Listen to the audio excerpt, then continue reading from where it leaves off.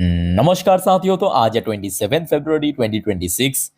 दोस्तों, बात करेंगे इस वीडियो में कुछ इंपॉर्टेंट कंपनी की शेयर्स के ऊपर, कुछ इंपॉर्टेंट अपडेट्स है, कुछ इंपॉर्टेंट न्यूज है। तो चलिए एक एक करके कवर करते हैं। तो सबसे पहले हम बात करेंगे एक छोटे से आईटी कंपनी, मतलब सच में छोटे कंपनी है। कंपनी का नाम एक्सीडर लिमिटेड। अच्छा, कंपनी छोटे कंपनी है बट लॉन्ग टर्म बेसिस पे काफी बढ़िया रिटर्न भी दे। इवन इसकी शेयर प्राइस भी उतना एक्सपेंसिव नहीं है। तो आज की डेट में खास क्या है कि कंपनी बोनस इशू किया अपने शेयर होल्डर के लिए, वो भी 1:10 रेशियो में, जिसका रिकॉर्ड डेट भी कंपनी फिक्स्ड कर दिया। तो कंपनी यहाँ पे रिकॉर्ड डेट रखा है, नोट करना, 6 मार्च 2026 को। ठीक है, तो मतलब एज पर रिकॉर्ड डेट आप अगर 5th मार्च या तो उसके पहले इस कंपनी के शेयर को खरीदा या 6 मार्च तक इसको होल्ड करके रखा आपके पोर्टफोलियो में, तो आप एलिजिबल शेयर होल्डर बन जाएंगे 1:10 रेशियो में बोनस पाने के लिए। ठीक है, आईटी कंपनी याद रखना, बट छोटे कंपनी एक्सीडर लिमिटेड। अच्छा, 1:10 रेशियो में बोनस और स्प्लिट में जमीन आसमान की फर्क है, याद रखना। थोड़ा मैं आपको समझा देता हूँ इसका ब्रेकडाउन। मान लीजिए कि कोई एलिजिबल शेयर होल्डर के पास एक्सीडर लिमिटेड की टोटल 10 क्वांटिटी की शेयर है, मान लीजिए फॉर एग्जाम्पल, तो उसके साथ उनको एक और बोनस दिया जाएगा। स्प्लिट में ऐसा नहीं होता। स्प्लिट में क्या होता है, एक के अगेंस्ट में 10 मिलेगा, बट यहाँ पे 10 के साथ आपको एक मिलेगा बोनस, और टोटल वो जो 10 पहले था वो बढ़ के हो जाएगा 11 में कन्वर्ट। तो पहले जो 10 था वो कितना हो जाएगा, 11 हो जाएगा। मान लीजिए आपका 100 क्वांटिटी है इस कंपनी, तो कितना होगा, 110 हो जाएगा। मान लीजिए कि आपके पास 50 शेयर है, तो कितना होगा, 55 हो जाएगा।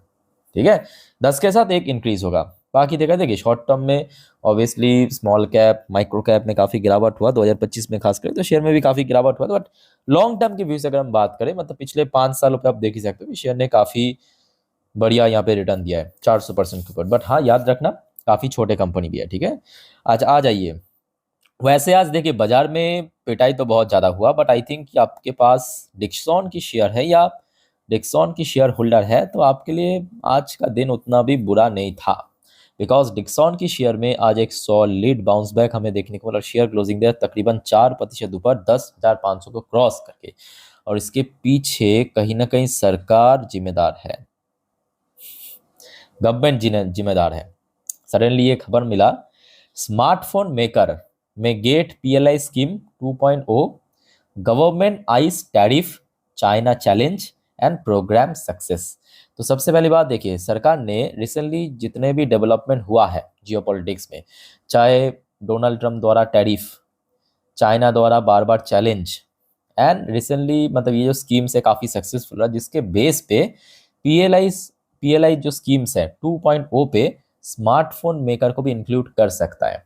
और डिक्सन क्या बनाता है, स्मार्टफोन बनाता है दूसरे कंपनी के साथ पार्टनरशिप में, है ना।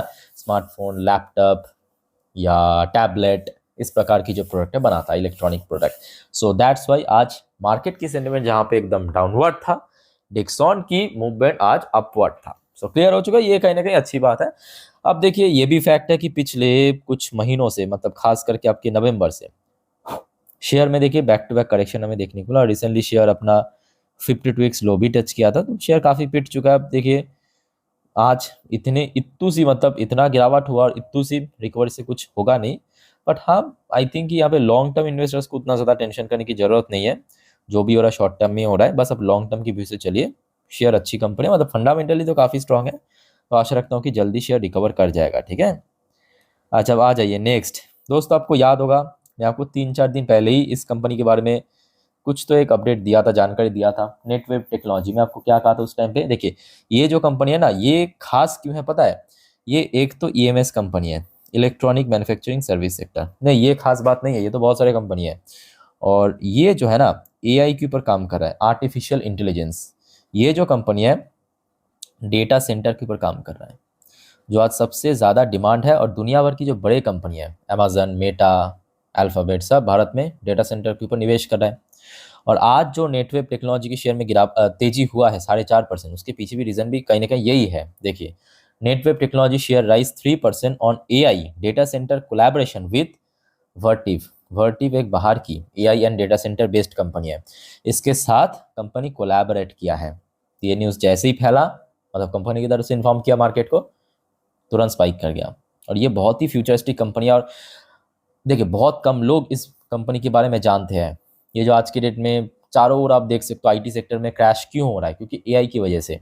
इस वजह से कि एआई की वजह, मतलब एआई जो ऐसे ऐसे टूल निकाला जा रहा है कि फ्यूचर में आईटी सर्विस कंपनी की जो ज़रूरत ही नहीं पड़ेगा, और ऐसे में जिन कंपनी आईटी के ऊपर मेनली काम कर रहा है उसको बेनिफिट मिलेगा। नेटवेब उनमें से एक कंपनी है, ठीक है। तो इसको आप हल्के में मत लेना, मैं आपको उस टाइम भी कहा था, आज भी कह रहा हूं। और सबसे खास बात क्या पता है, देखिए कंपनी की फंडामेंटल स्ट्रांग है, अच्छी कंपनी है, बैलेंस शीट अच्छा है, वो सब तो ठीक है, और शेयर प्राइस की अगर हम बात करें आपको एक डिसेंट डिस्काउंटेड रेट में मिल रहा है। ये मैं नहीं कहूँगा कि बहुत डिस्काउंटेड रेट में, बिकॉज जितना यहाँ पे आप देख सकते हैं नीचे गिरा था, काफ़ी हद तक शेयर मतलब आधा तक तो एटलीस्ट रिकवर कर चुका है। शेयर कितना गिरा था मैं आपको एक बार दिखा देता हूँ।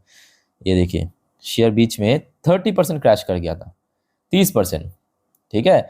और उसके बाद पिछले कुछ मंथ पे, मतलब एक महीने पे रफली मान लीजिए, एक महीने बोलना भी गलत होगा, पिछले 2 हफ्तों से ये देखिए 25% रिकवर ऑलरेडी शेयर कर चुका है। अभी भी रिकवरी बाकी है, ठीक है। तो थोड़ा बहुत इसके ऊपर नज़र रखना और थोड़ा देख लेना आप लोग खुद स्टडी करके। अच्छा फिर आ जाइए आपके जोमेटो की पेरेंट इटर्नल। इटर्नल की शेयर रिसेंटली काफ़ी गिरा है, रिसेंटली 2-3 दिन के बाद, पहले की बात ये देखिए 8-9%, अदरवाइज तो उससे पहले 270-80 के आसपास ठीक ठाक ही लग रहा था। अच्छा यहाँ पे आज खबर मिला है कंपनी की जो मालिक है दीपेंद्र गोयल, ठीक है, गोयल जी ने इसका एक दूसरे कंपनी है, स्टार्टअप कंपनी टेम्पल नाम करके, ठीक है। टेम्पल ये जो स्टार्टअप कंपनी है वहाँ पे $54 मिलियन की फंड रेज किया है, अलग अलग जगह से, ठीक है, फंड रेज किया। अब बात यह है जो टेम्पल है ना, ये इसका ही कंपनी है, मतलब इटर्नल है पेरेंट कंपनी, वो उसका सब्सिडरी कंपनी। जैसे कि for example eternal parent company है, जोमेटो क्या है उसकी सब्सिडरी कंपनी, ब्लिंकिट क्या है सब्सिडरी कंपनी, ठीक वैसे ही ये जो स्टार्टअप कंपनी ये भी इसका ही सब्सिडरी कंपनी। तो बेनिफिट मिलेगा इसको, ठीक है, क्योंकि एक ही छत के अंदर बना हुआ है। तो अगर वो स्टार्टअप कंपनी फंड रेज कर रहा है तो कहीं ना कहीं वैल्यूएशन किसका बढ़ेगा, इसका भी बढ़ेगा, जो पेरेंट है, ठीक है।